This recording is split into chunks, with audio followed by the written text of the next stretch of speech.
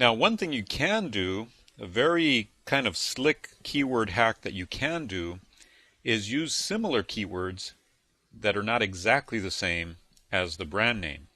And one good example is our main example that I'm using throughout this whole series is the Insanity Workout DVD set. Insanity Workout is not the same as Insane Workout. And what I've found is that eBay will take the first few letters, in this case INSAN, they'll take the first few letters as a match, even though the word insane is not the same as insanity. Insanity is a brand name and a trademark name that if you were using it in your title and you weren't selling this product, you could get in trouble for. However, if you use the word insane, which is very similar to that word, you're not breaking the terms of service, you're not using a trademark term, and you're not using you're not keyword spamming. What you happen to be doing is just using a word that's very, very similar to that word. So that's a little extra keyword hack. This is something you can do to dramatically improve your search results and to dramatically improve your traffic to your item.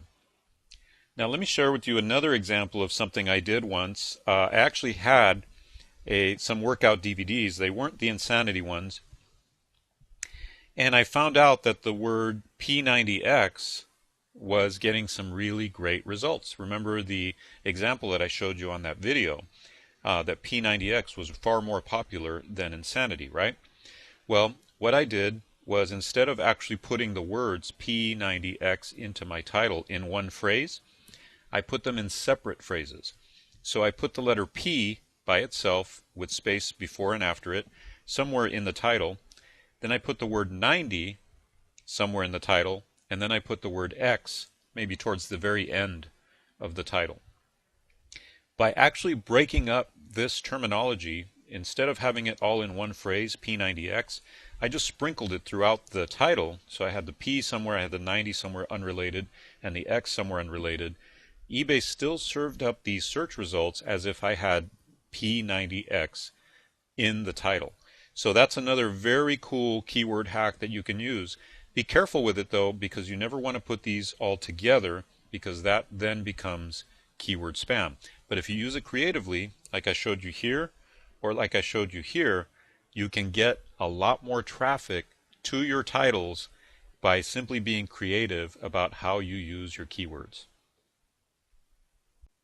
Now let's talk real briefly about keyword hierarchy. You want to start with the main item name, the main type of item it is, or the main brand name.